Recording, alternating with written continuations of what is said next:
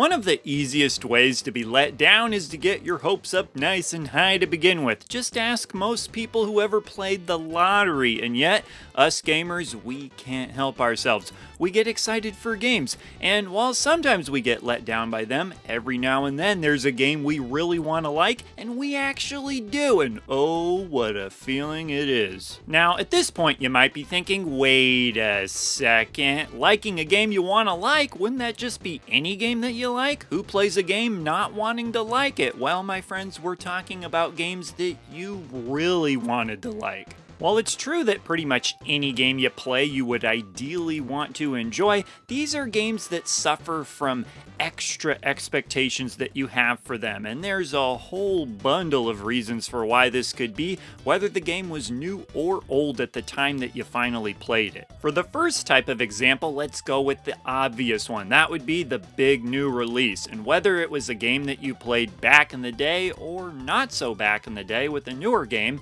these are games that you probably had heard about for days, weeks, months, maybe even years before you finally got to play the game on release day. So with all that time that you're waiting for the game to come out, that's a lot of time for your hype, anticipation, and excitement for the game to build. You wake up every morning thinking, all right, I'm one day closer to finally being able to play that game. You know how they say live every day like it's your last? Well, screw that. Let's just fast forward the clock 90 days to the release of Legend of Zelda: Ocarina of Time. So when that day finally came and the game actually delivered on your expectations, what a great feeling that is. And I'd be willing to bet that some of your favorite games of all time probably fit that description. And something else that I should mention is that sometimes really wanting to like a game will actually help you to give that game more of a chance than maybe you would have otherwise. In fact, quick little story for you. So when I was a kid, I was really looking forward to playing The Legend of Zelda: Ocarina of Time. And at that point, I had never played any of the prior Zelda games, I know, and something that would definitely be rectified over the years. But at that point, I'd never played a Zelda game, but for whatever reason, I was really excited to try this one. So I'm waiting for the months it took for the game to finally come out.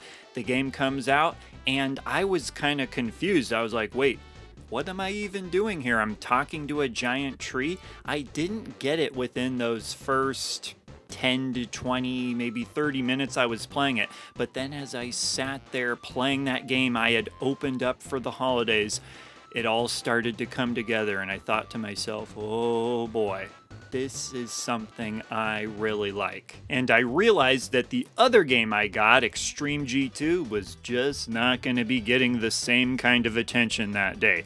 But in that moment, when it all came together, all the hype, all the anticipation, all the excitement, all the waiting, and back as a kid, that waiting really feels like forever.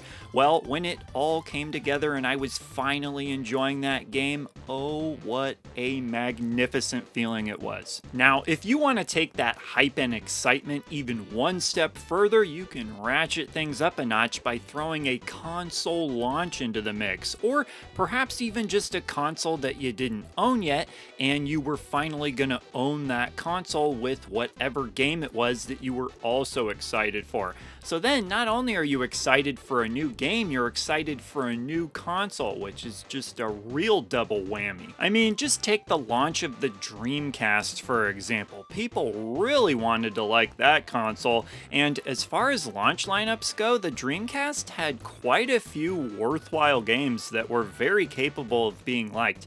I don't remember a lot of people getting Dreamcast on launch who were disappointed with it. It was a lot of happy gamers. But what about games that you played way after they were released? You know, most likely as a retro gamer. This can happen a whole bunch of different ways. In fact, I distinctly remember the first time I ever saw the game Earthbound recommended, and what the person had said, this was on a forum post I read, was, you will probably really like this game Earthbound for Super Nintendo. The only reason you may not like Earthbound is if you're an idiot.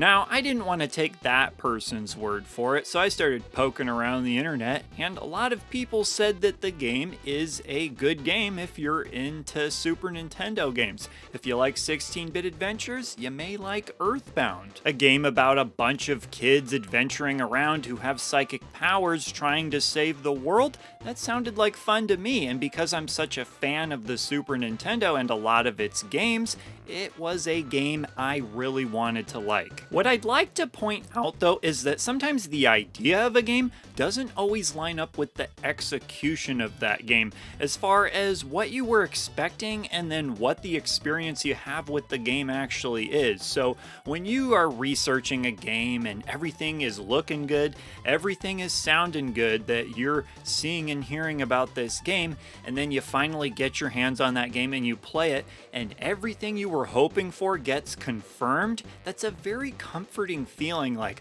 all right, what I wanted, I am getting. Quick example for you, Gunstar Heroes. Now, Gunstar Heroes is often one of the very first games that most fans of the Sega Genesis will recommend to you, and what I was hoping to get out of it was a game where I could just have fun as I run and gun.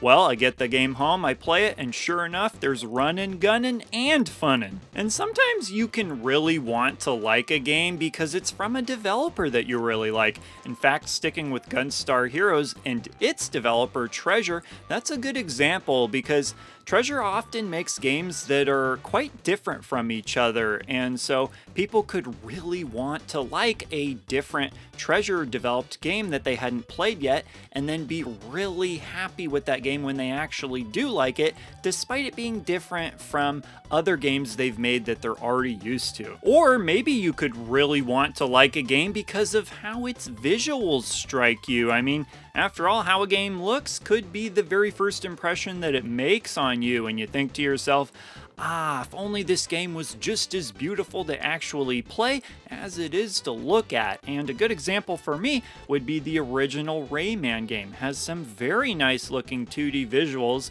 and the fact that it's a platforming game made me think, hey, I like platformers, I gotta try this out. And so when I started playing the game and the platforming was enjoyable to me, combined with the gorgeous visuals, yeah, really satisfying. I mean, really, there's all sorts of different reasons why you could want to like a game. Maybe you want to like a game because it pays homage to another game that you already like. Maybe you want to like a game because it's really important to a close friend of yours. Or maybe you want to like a game just because it depicts possums in a fun way. But for this video's question, I want to ask you not just what are some of the games that you really wanted to like that you did end up liking, but what your reasons for really wanting to like those games were. I'd be interested to hear that. So be sure to leave those comments down below, and I will see ya in the next video.